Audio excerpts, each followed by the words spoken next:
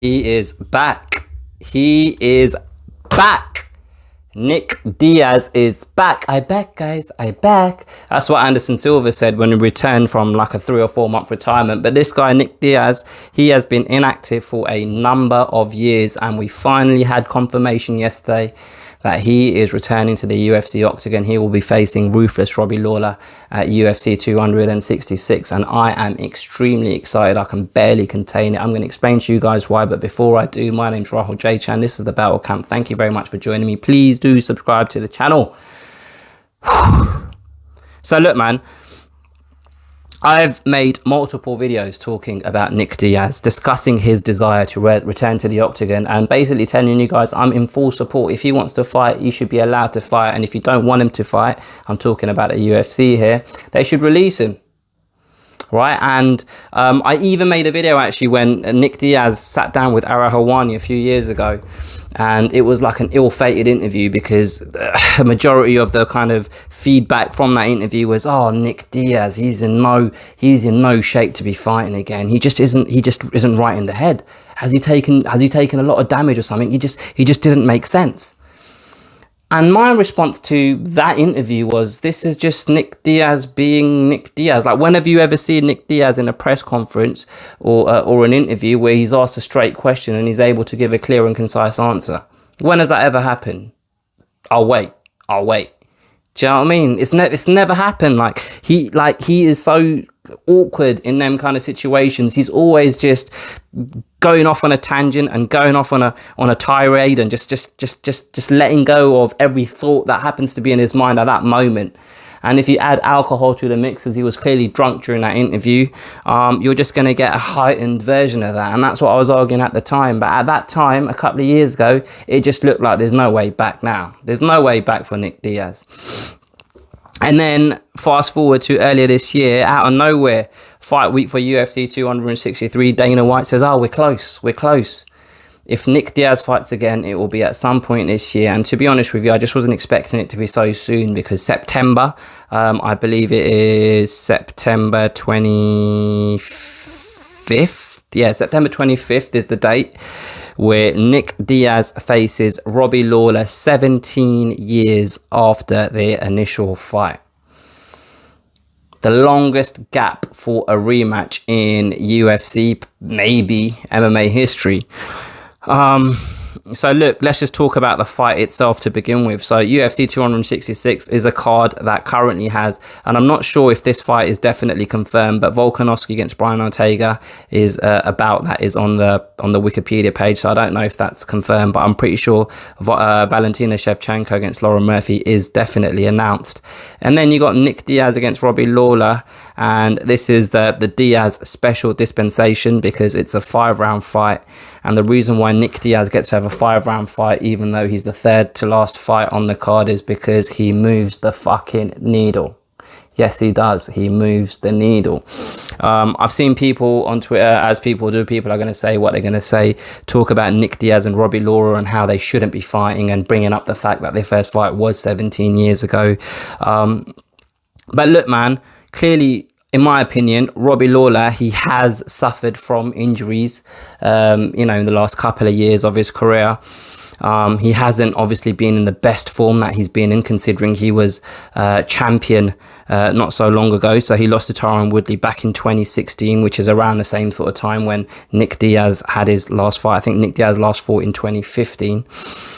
He's been on a bit of a losing run of late. He's lost to Dos Anjos, he's lost to Ben Askren, which was obviously debatable. He lost to Kobe Covington, which was quite a dominant win for him, and the same with Neil Magny.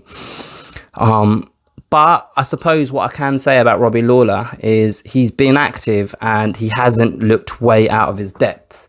And he has been operating against top 10 welterweights in his last few fights, apart from when he fought Donald Cerrone, who he beat back in 2017.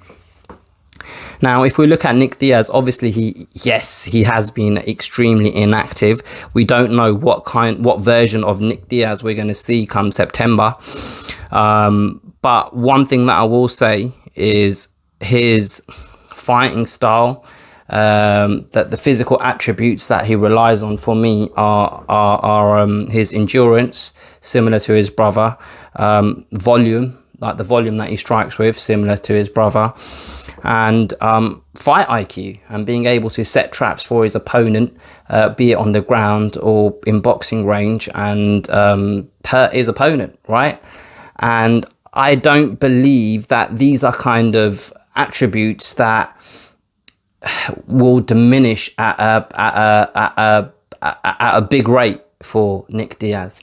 Do you know what I mean? Because since his last fight back in 2015, it's not like he's been, taking fights and taking wear and tear on his body and taking physical damage, losing brain cells. Obviously I don't know, he's a Diaz brother at the end of the day. He might have been having fights in his personal life, but he hasn't had any competitive fights since 2015. And one thing about the Diaz brothers is they have the ability to get themselves into tremendous physical shape from a cardio point of view, right? So that's one thing that I would count on Nick Diaz coming back in with a gas tank on him. It's just whether he's lost a step. And Robbie Lawler is a dangerous opponent to try and figure that out against, because he's a guy that hasn't lost the power that he's possessed throughout his career. Power's the last thing to go, That's what people say, So I've made videos and I've discussed who I think that Nick Diaz should fight. Robbie Lawler isn't a name that I came out with during those videos, but to be fair, the UFC I've picked a perfect opponent in my humble opinion. I'm not against it. And I'm a self-confessed fanboy. I love Nick Diaz. I always have and I always will. So you might sit there and think that I'm being biased, but that's what this sport is. That's what sport is, right? You enjoy a sport and then you pick your favorite teams or players in that sport and you follow them, and that's what I've been doing for the last 15 years or something. And I say that because actually the first time these guys fought, I watched it retrospectively because I wasn't following the sport when they, during the time of the original fight 17 years ago. UFC 47, I believe it was, UFC 47 back in 2004. And actually, I didn't even know they had fought with each other. And I remember being at work, and I used to work for Sky in them days, listening to Joe Rogan. And Joe Rogan was just so excitedly kind of describing the original fight that these guys had, talking about how Nick Diaz walked into the octagon and was stomping on the ground and just shouting out Stockton and swearing at and just looking at Robbie Lawler. And going into the fight, Robbie Lawler was a young kind of promising talent. He was the one that was going to have a rocket ship strapped to his back, and he was off going to go into the stratosphere. And Nick Diaz was a guy that kind of had a respectable jiu-jitsu game, but his stand-up at the time wasn't really something that people respected a great deal. And then they went in and fought, and I've watched that fight multiple times since. And like Joe Rogan, I always remember the way Joe Rogan was explaining what happened in that fight and the way he knocked out Robbie Lawler. And I didn't even know at the time that Nick Diaz had fought in the UFC. I was aware of Nick Diaz when Joe Rogan was telling this story. But he was a guy that fought in probably Strikeforce at the time, and I was just getting to know about different organizations, and I was just getting to learn about the fact that Pride existed, and all of these guys are coming over from Pride or had come over from Pride and stuff like that. But this is going back years and years and years, man. And it's hard to explain, but if you're new to the sport, or if you've only been following the sport for a few years, or if you're just young, if you're like, in your 20s and you were, very young when these guys, I was going to say were in their prime, but Robbie Lawler was kind of in his prime up until 4 or 5 years ago when he was champion. Do you know what I mean? But yeah, man, maybe it's just a bit of nostalgia. I don't know what it is, but I am extremely, extremely excited. I feel like over the last, when Nick Diaz went away, when he got suspended for smoking weed after his fight with Anderson Silva, there was a clear there was a clear differentiation between how much of a star Nick Diaz was compared to Nate Diaz. And in Nick Diaz's absence, Nate Diaz has done an amazing job of raising his profile and becoming one of the biggest stars in the sport, full stop. But Nick Diaz has always been my favorite, man. I've always been a soldier, virtually, of the Nick Diaz army. So I am extremely excited to see him come back. I'm excited to see him compete. I just hope he doesn't look extremely rusty, a shadow of his former self. But there's only one way to find out. There's only one way to find out, and we will see. We will see on September 25th what kind of Nick Diaz turns up and how much Robbie Lawler has left.